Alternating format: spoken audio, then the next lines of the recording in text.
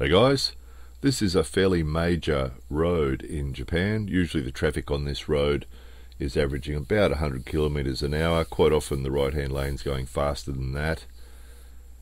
But on this particular day, they're doing some rather minor roadworks, as you will see shortly, and it's reduced the traffic speed to 0 or a gentle crawl like it is doing here now. And they're directing all the traffic to move over into the right hand lane. So I've showed you videos that have illustrated this before. It is a really common thing in Japan. Amazing highway system, amazing road system, but just the smallest bit of roadworks can cause the whole thing to grind to a halt.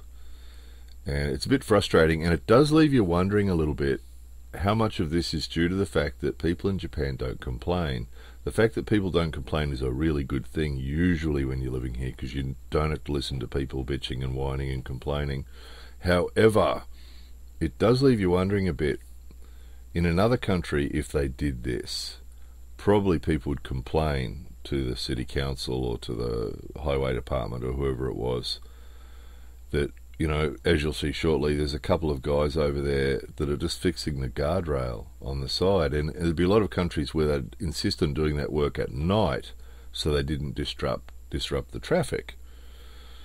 But in Japan, people are just patient. They sit patient, which is great. Everyone sits patiently, and then finally we get through, and then we're clear of the traffic. And we see this all the time. Here's another example of that.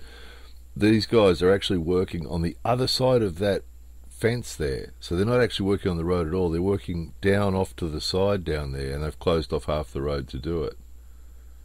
Very common. And again, everybody sits patiently, no one complains. And here's a one we've showed you lots of times. The police will stop cars on busy roads like that and sit there and talk to them for half an hour and mess up the traffic. So if you do drive in Japan, the only solution is to be patient as well, because this is what we have to put up with regularly. Anyway, there it was. More videos coming soon.